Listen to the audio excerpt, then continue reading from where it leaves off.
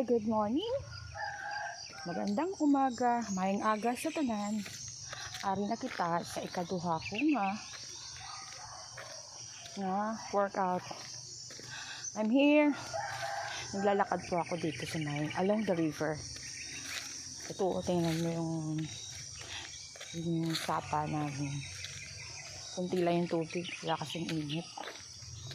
And I'm walking here. Behind me is beside me, or beside rather, is our flood control. Ito ang dike.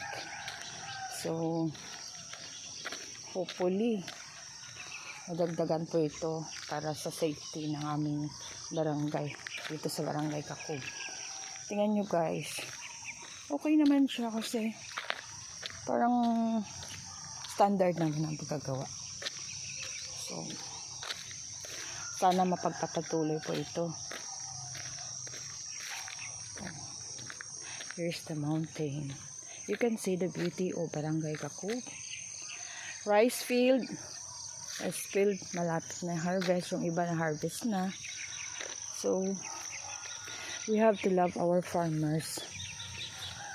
They are the one who feeding us. Kung walang mga farmer ay magugutom tayo. So the government should support our farmers all the time. Dito po ako nag-decide na mag-walking kasi parang walang aso, tapos makita mo yung mga nice views. How God's creation is nice, right? So walking. What I did is, first thing, I drank 2 glasses of water. And then, nag-exercise po ako through TV. Sinusunod ko lang yung mga workout procedure doon. Then I said, I have to go out and to get some fresh air. You know? Look at the Carabao, it's there. Carabao, it's still alive in my place. Nice, no?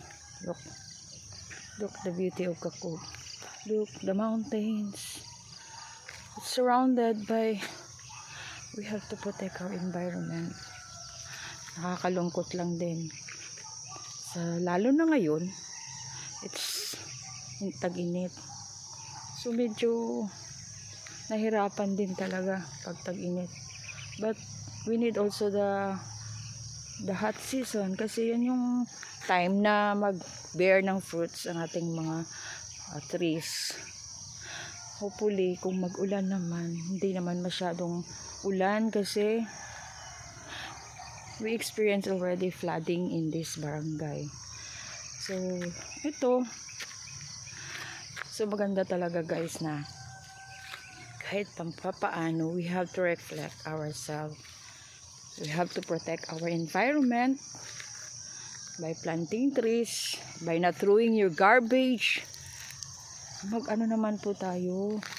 Let us help the environmentalists. I-separate po natin yung plastic. Ang hirap, pero a little things or one plastic can help each other. So ito po yung river namin. Dati nung mga bata po kami, pag umuulan, ang saya-saya. Dito po kami naglalangoy. Parang alam mo yun, parang fiesta. So I experienced that one. Pero I don't think so. The late generation now, if they can still take a bath on this river. So I can see. Ay nako, yung dog ko nandun na sa dulo. Sujun. So yan na muna guys. After this one, magpe-prepare po ako ng aking juice. Today I have to prepare carrots, apples, and pipino. I hope guys you have a nice day. Alam ko mahirap ang buhay, but let us see the beauty. Don't just look at the problems. Ito lang po, and have a nice day to each and every one of you. Bye.